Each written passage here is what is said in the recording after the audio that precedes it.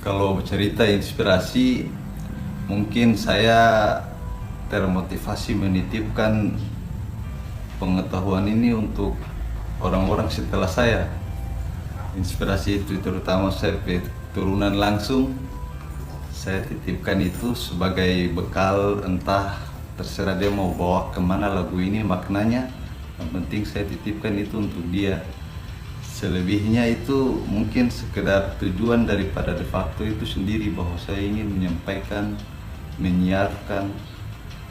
Kadang orang berpikir bahwa siar itu sekedar urusan agama, sebenarnya bukan. Siar itu umum, saya bawa dia dalam hal bentuk apa saja, ada pengetahuan untuk tidore dan sebagainya, mungkin itu.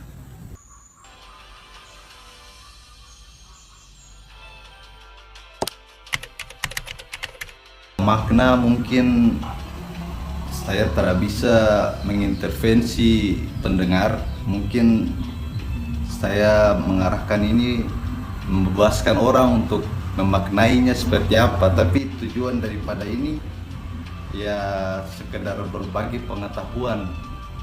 Orang punya urusan tentang pengetahuan orang-orang tua tidore, dan lebih khususnya tentang bagaimana orang membicarakan adab orang sebagai generasi muda yang apalagi tong berkarya di zaman sekarang, tong harus lebih mengedepankan adab begitu. Mungkin itu sih.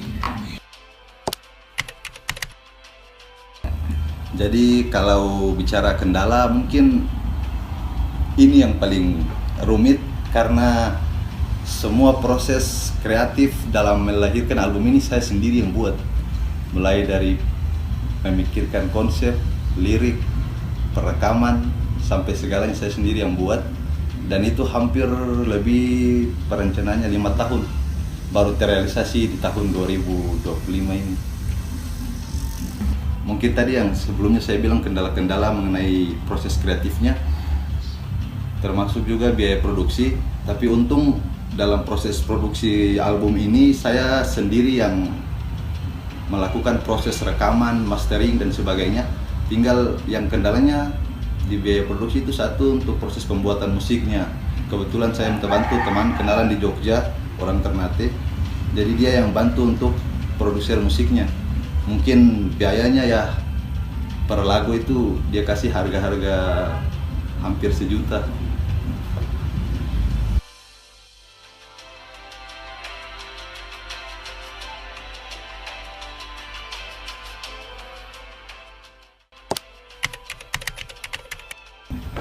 Ya mungkin karya ini saya dedikasikan yang pertama dari segala macam keutamaan itu turunan saya, anak-anak saya dan orang-orang dekat saya, selebihnya itu pendengar saya.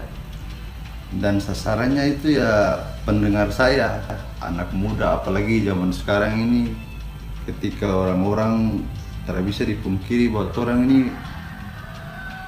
24 jam itu tidak bisa membaca buku, tong malas, memang tong butuh hiburan. Jadi saya mengkolaborasinya dalam bentuk seni, supaya ketika orang-orang ingin mengetahui sesuatu itu, yang malasnya membaca, alternatifnya bisa lewat mendengar musik hip hop yang mereka sukai, tapi tetap nilai dan tujuan saya itu tidak kerusak, dia tetap ada. Jadi album ini rilis pada tanggal 28 Februari kemarin 2025, pas setelah sidang isbat.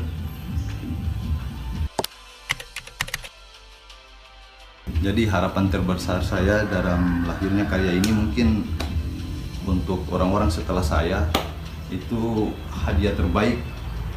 Semoga orang-orang bisa memahami maksud dan tujuan daripada karya ini ketika mereka mendengar lebih dengan saksama, lebih serius dalam memahami setiap lirik yang ada. Itu mereka bisa memahami tujuan daripada karya ini dia lahir, orientasinya.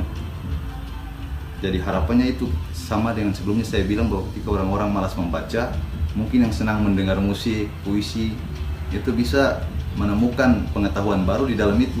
Jadi seni tidak hanya seni, tapi ada edukasinya.